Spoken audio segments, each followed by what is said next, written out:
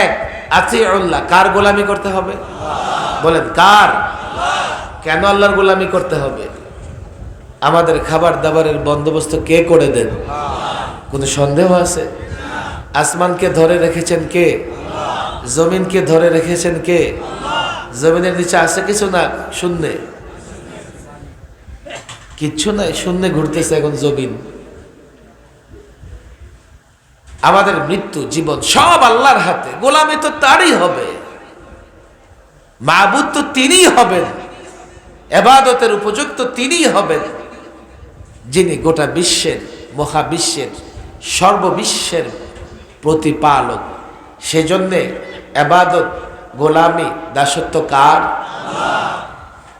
আল্লাহর দাসত্ব কেমনে করতে হবে? কিতাবুল্লাহকে মেনে চলতে হবে, আল্লাহর যে কিতাব কোরআনকে মেনে চলতে হবে। দুই, ওয়া আতিউর রাসূল, রসুলের অনুসরণ করো, মানে সুন্নাহ মেনে চলো। তিন, কোন বিষয়ে যদি এমন হয় কিতাবুল্লাহ তালাশ করে পাওনি, সুন্নাতেও তালাশ করে পাওনি, নবসৃষ্ট কোনো বিষয়, নতুন কোনো বিষয় বা নওয়াজেল, নব আবির্ভূত কোনো বিষয় হয়, এই সমাধানের জন্য তোমরা কাদের শরণাপন্ন হবে?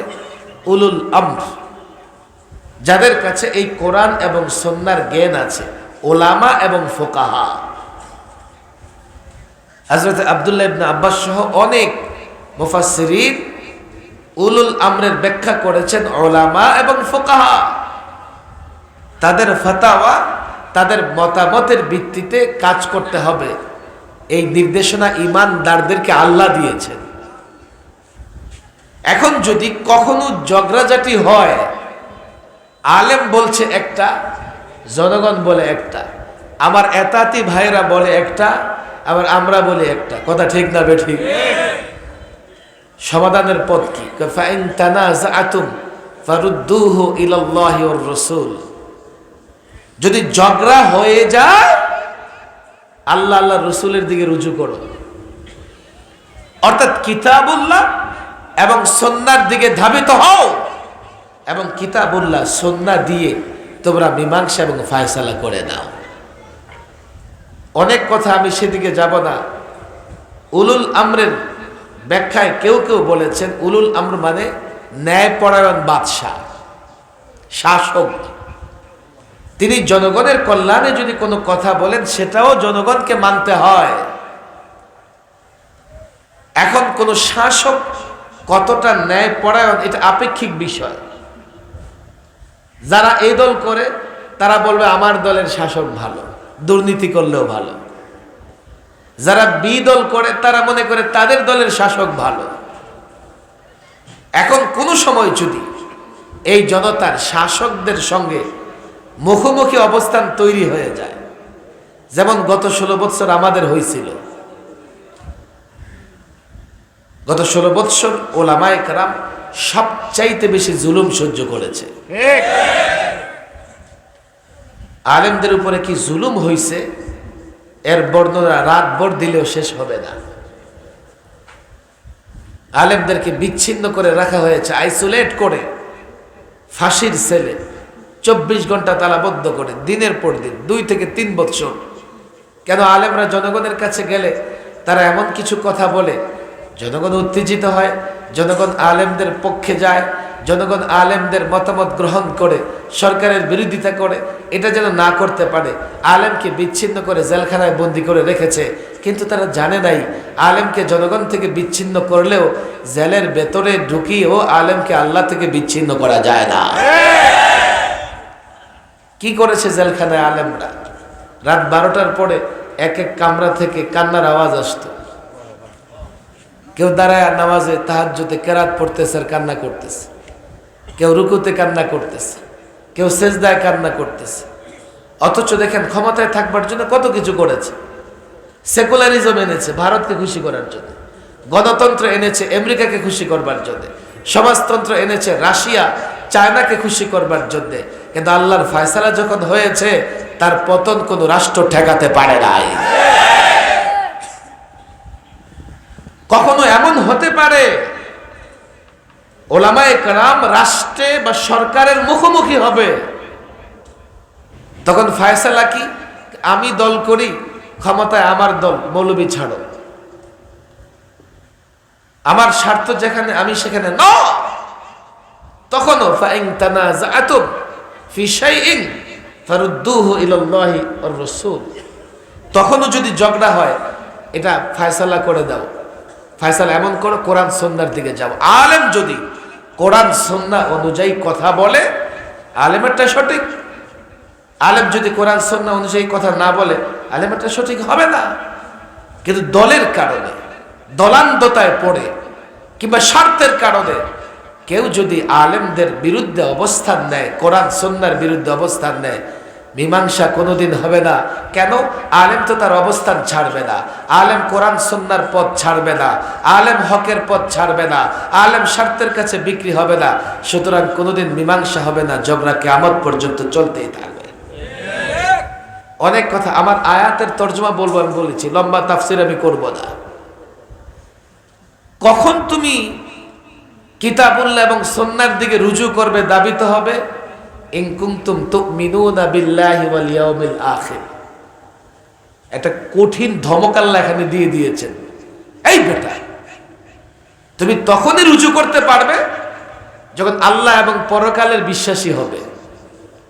এর মানে যারা একথা দাবি করে, আল্লাহকে বিশ্বাস করে, পরকালে বিশ্বাস করে, কিন্তু ঝগড়া হওয়ার পরে সে কোরআন সুন্নাহর দিকে দাবিত হতে পারে না, তার এই মুখের শিকারেরা মুনাফিকি, প্রকৃতপক্ষে আল্লাহ এবং পরকালে সে বিশ্বাস করে না।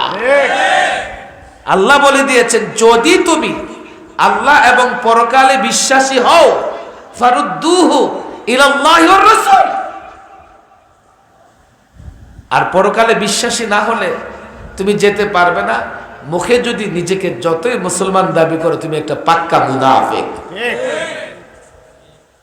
এখন প্রশ্ন হতে পারে, গেলাম সেদিকে, ফায়দা কি? সেটাও আল্লাহ বলে দিয়েছেন, ছেড়ে দেন না। যালিকা খায়রু ওয়া আহসানু তা'ওয়িলা, বাস এরপর আয়াত শেষ। যালিকা খায়রু, খায়রুন শব্দ আমরাও বুঝি, এটা খায়র মানে কল্যাণ।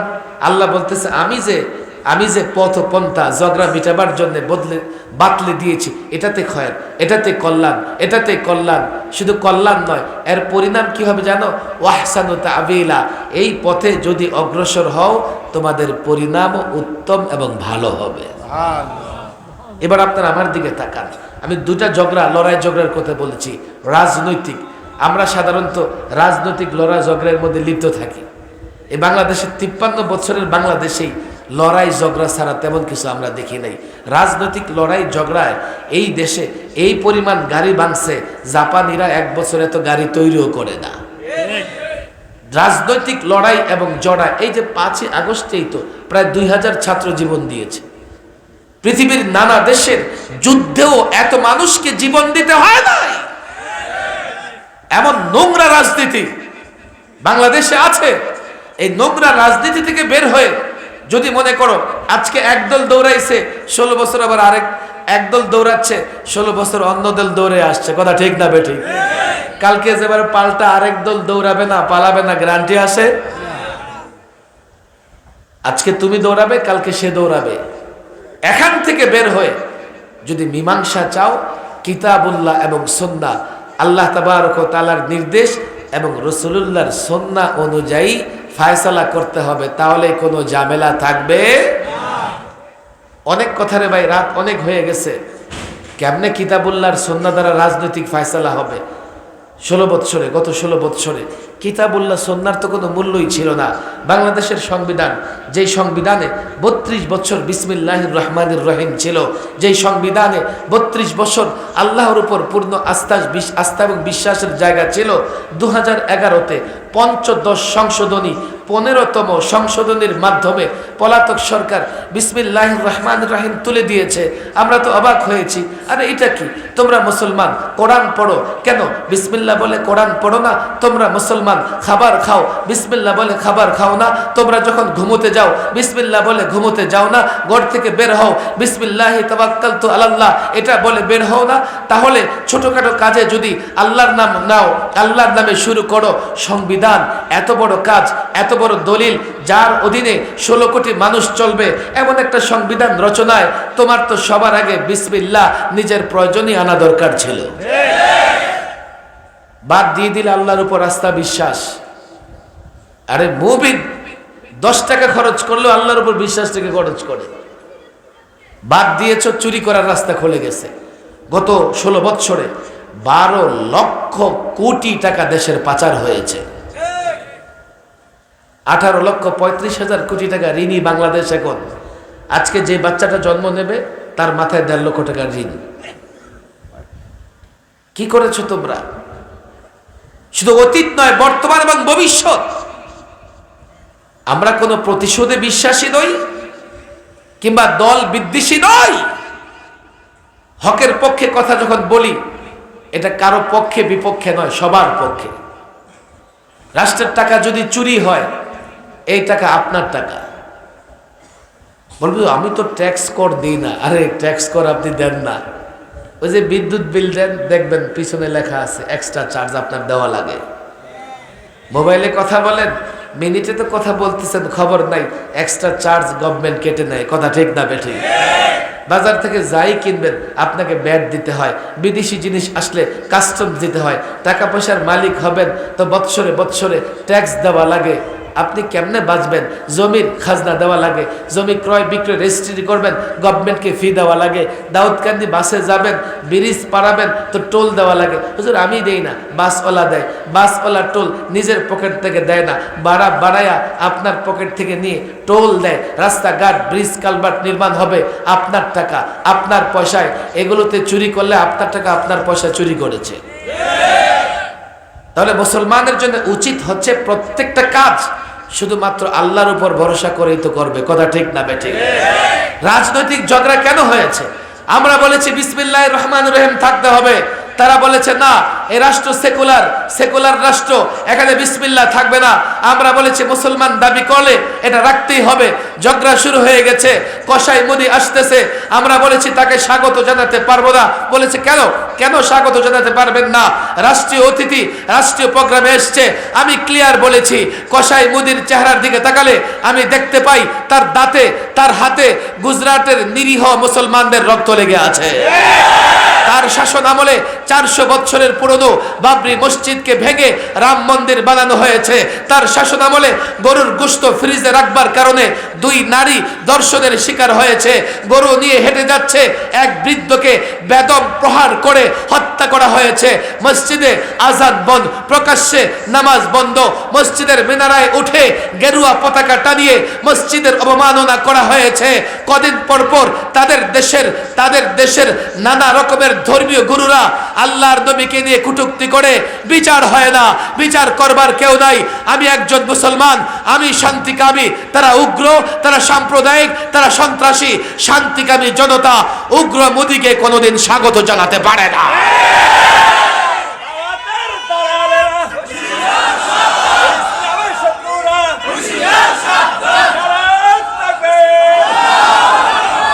রাজনৈতিক ঝগড়া শুরু হয়ে গেছে। তোমরা কোরআন সুন্নাহ অনুযায়ী মানবে না আর মনে করবে টর্চার করে তোমরা পার পেয়ে যাবে। পার তো পাবেই না। আল্লাহর ফায়সালা যখন আসে, অনেকেই তো বলে অমুকে মাস্টার মাইন্ড, অমুকে এই মাইন্ড, অমুকে এই মাইন্ড। আরে এগুলো কিচ্ছু না। আল্লাহর গজব আসছে, দুনিয়ার কেউ ঠেকাতে পারে নাই। অরাজনৈতিক ঝগড়া, দাওয়াত ও তাবলীগ নিয়ে ঝগড়া চলতেছে। চলো না, দাওয়াত ও তাবলীগের বিষয়টাও কোরআন সুন্নাহ দিয়ে ফয়সালা করে দেই। কাকরাইল মসজিদের মোতাওয়াল্লি মাওলানা জুবায়ের সাহেব, মোতাওয়াল্লি সাহেবের কথার গুরুত্ব আছে না নাই? তোমরা কেন পারো না তার সঙ্গে মিলে কাজ করতে? একজন আলেম, আগেও তো কাজ করেছো না। ওনার প্রতি বিশ্বাস নেই, করবো না তো ঠিক আছে, সালিশিতে আসো। 6 জনের ফায়সালায় কাকরাইল চলতো। এর মধ্যে 4 জন একদিকে, 2 জন একদিকে। ওই 2 জনের একজনের ইন্তেকাল হয়ে গেছে, আল্লাহ তাকে মাফ করে দিক। আছে শুধু ওয়াসিফ সাহেব, অন্যদিকে আছে কয়জন? 4 জন। সালিশ করলে এটাই তো বলা যায় 4 জন যেদিকে আছে ফয়সালা সেদিকে হবে। কি দরকার আছে লাঠি সোটা নিয়ে গিয়ে কাকরাইলে ইস্তেমার ময়দানে মারামারি করা? দরকার কি আছে? পছন্দ হয় না, ওলামাদের শরণাপন্ন হও। বলে হুজুর ওলামাদেরই তো মানি না। ওরা মাদ্রাসায় পড়ায়, টাকা নেয়, ওয়াজ করে, টাকা নেয়। মৌলবীদের তো মানার দরকার নেই, কেননা ওদের পীর সাহেব বলে দিয়েছে এই যে টাকা পয়সা নেয় এটা নাকি ব্যবসার উপার্জনের চাইতেও নিকৃষ্ট। তো ইমাম সাহেব চলবে কেমনে? ইমাম সাহেব যদি অযোগ্য ইমাম সাহেব মনে করেন, কোনো যোগ্যতা নেই, তো পানের দোকানও তো দিতে পারবে। সে যদি মসজিদ ছেড়ে গিয়ে পানের দোকান দিয়ে বসে, দেখবেন টাইম মতো নামাজ পড়ানোর কেউ থাকবে না। মসজিদের মুয়াজ্জিন যদি গিয়া সেরা রুটির দোকান দেয়, বেকারি দেয়, কিংবা এই সেই ব্যবসা বাণিজ্য করে, আজান দেওয়ার মতো কেউ থাকবে না।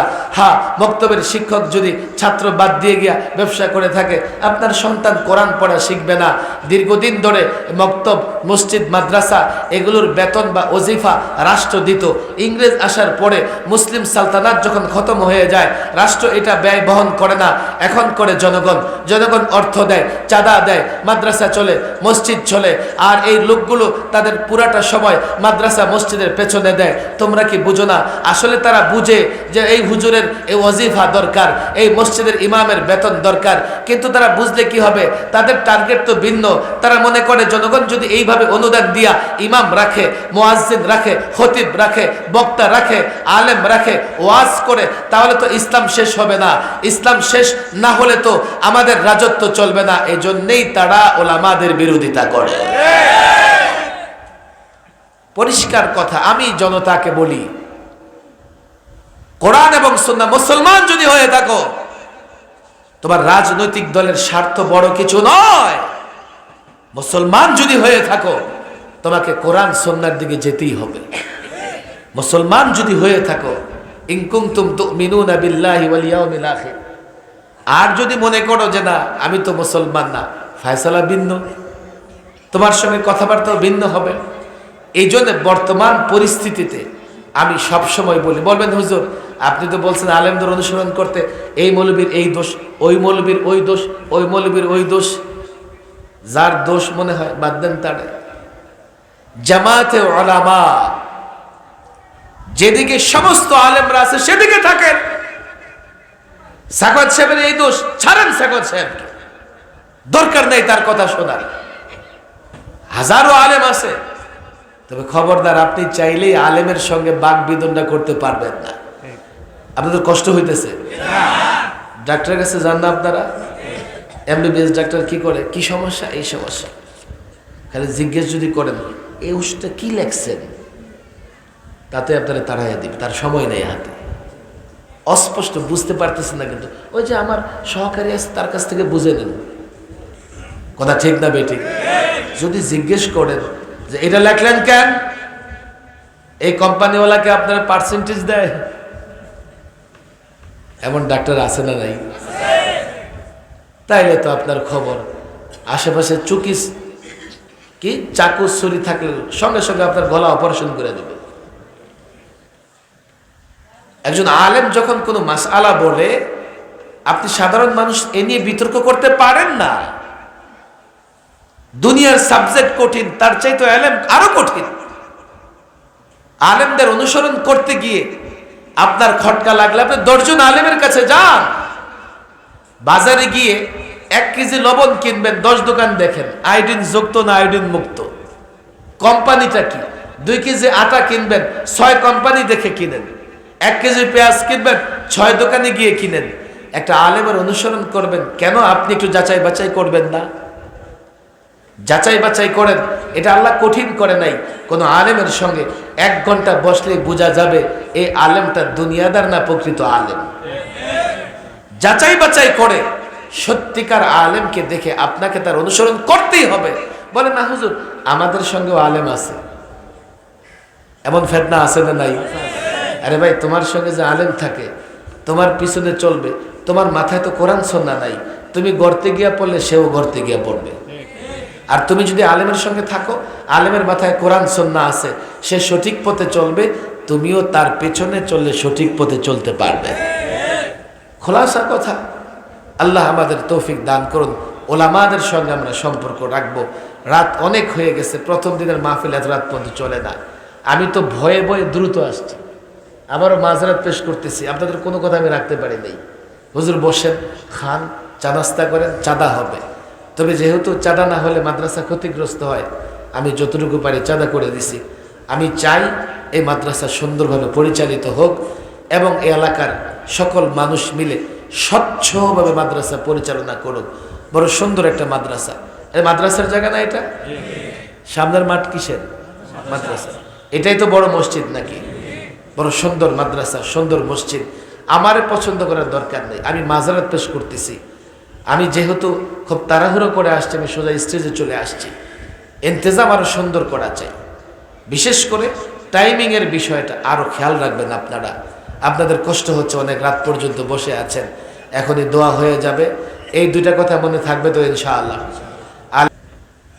দুরূদ শরীফ পড়েন সকলে, দুরূদ শরীফ পড়েন। আল্লাহুম্মা সাল্লি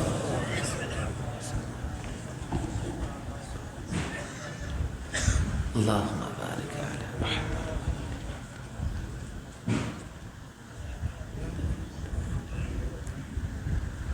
اللهم أنت السلام ومنك السلام تباركت يا ذا الجلال والإكرام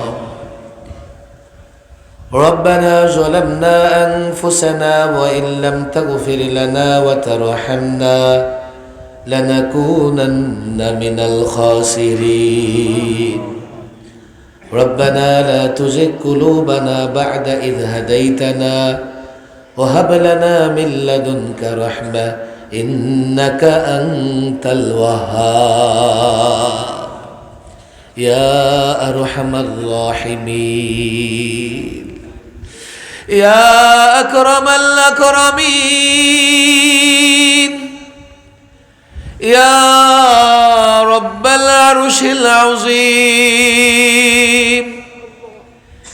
يا مالك السماوات والأرض وما بينهما يا خالق السماوات والأرض وما بينهما يا الله يا حي يا قيوم আল্লাহ তাবারক ওয়া তাআলা 2 দিনের মাহফিলের প্রথম দিন শেষে মালিক আমি অদম গুনাহগার, আমার আমলে ত্রুটি, কথায় ত্রুটি, আল্লাহ তাবারক ওয়া তাআলা আমার মেজাজে ত্রুটি, মালিক আমি গুনাহগার। সদ্য দান করেছে এমন তোমার প্রিয় বান্দাদের নিয়ে তোমার কাছে হাত তুলেছি। আল্লাহ তাবারক ওয়া তাআলা আমি মজলুম, লম্বা সময় কারাগারে কেটেছে মালিক, কারাগারে থাকা অবস্থায় বাবাকে হারিয়েছি। আল্লাহ তাবারক ওয়া তাআলা আমি অদম, আমি গুনাহগার।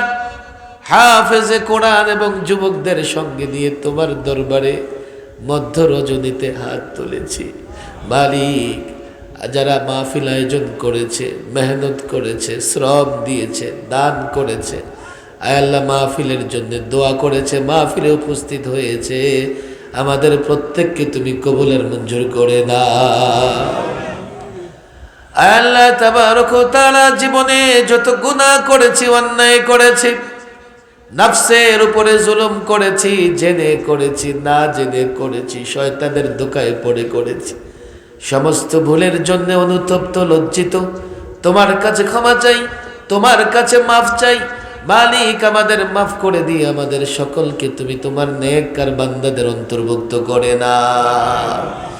আল্লাহ তাবারক ওয়া তাআলা আমাদের মধ্যে যারা অসুস্থ তাদেরকে সুস্থতার নিয়ামত দান করো, যারা পেরেশানিতে আছে পেরেশানি দূর করে দাও।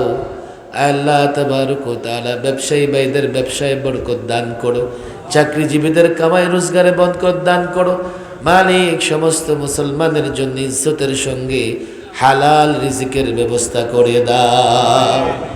আল্লাহ তাবারক ওয়া তাআলা এই মাদ্রাসাকে কবুল করে নাও। মাদ্রাসার আসাতিজায়ে কেরাম, মাদ্রাসার কমিটি, সভাপতি, সেক্রেটারি, আল্লাহ প্রত্যেককে তুমি কবুল করে নাও। আল্লাহ তাবারক ওয়া তাআলা মাদ্রাসার আসাতিজায়ে কেরামদের সাহেবে নিসবত বুজুর্গ আল্লাহ ওয়ালা বানায়া দাও। প্রত্যেকটা ছাত্রকে আলেমে বামল বানায়া দাও মালিক। এলাকার যুবকদেরকে তুমি হযরতে ইমাম হুসাইনের মতো ত্যাগ এবং কুরবানি দেবার তৌফিক দাও। আল্লাহ তাবারক ওয়া তাআলা যারা আমাদের ছেড়ে চলে গেছে কবর দেশে মালিক, জানি না কে হাত তুলেছে, যার বাবা নেই, কার মা নেই, কে তার কলিজার টুকরা সন্তানকে মাটি চাপা দিয়ে তোমার দরবারে এতিমের মতো হাত তুলে আছে? আল্লাহ, যারা কবর দেশে শায়িত আছে তাদের অবস্থা তুমি ছাড়া কেউ জানে না। যদি কোনো কবরে আযাব থেকে থাকে, কোনো কবরে কষ্ট থেকে থাকে, তাদের পক্ষ থেকে মাফ চাই, মাফ করে দিয়ে প্রত্যেকের কবরকে তুমি জান্নাতের বাগান বানায়া দাও। আল্লাহ তাবারক ওয়া তাআলা, তোমার কাছে ফরিয়াদ, গোটা বিশ্বের সমস্ত মুসলমানকে তুমি হেফাজত করো, মুসলিম রাষ্ট্র হেফাজত করো, বাংলাদেশটাকে হেফাজত করো। আল্লাহ, জানি না কবে দেখবো এদেশ কোরআন দ্বারা শাসিত হচ্ছে, জানি না কবে তোমার নবীর সুন্নাত বাস্তবায়িত হচ্ছে। মালিক, তোমার কোরআনের বিধানগুলো বাস্তবায়ন করার জন্যে, তোমার নবীর সুন্নাহ বাস্তবায়ন করার জন্য কাজ করে যাচ্ছি। যদিও অনেক ভুল, অনেক ত্রুটি, নিজেদের অক্ষমতা, অথর্বতা, তারপরেও মাবুক চেষ্টা করছি এদেশে যাতে কোরআনের বিধান বাস্তবায়িত হয়, তোমার নবীর সুন্নাহ বাস্তবায়িত হয়। মালিক, এর জন্য যত আসবাব দরকার ব্যবস্থা করে দাও। আয় আল্লাহ, প্রত্যেকটা আলেমকে তুমি তোমার নবীর আদর্শ প্রতিষ্ঠার জন্য প্রস্তুত করে দাও। মাদ্রাসার ছাত্রদেরকে তৈরি করে দাও। আয় আল্লাহ, তারা যেন দেশে কোরআন এবং সুন্নাহ ভিত্তিক শাসন ব্যবস্থা চালু করতে পারে। আল্লাহ, যুবকদেরকে আলেমদের সহযোগী বানায়া দাও, সাধারণ মুসল্লিদেরকে আলেম সহযোগী বানায়া দাও। আমরা সকলে মিলে যেন কোরআনী শাসন ব্যবস্থা চালু করতে পারি, সেই তৌফিক দাও। ربنا آتنا في الدنيا حسنة وفي الآخرة حسنة وقنا عذاب النار سبحان ربك رب العزة عما يصفون وسلام على المرسلين والحمد لله رب العالمين.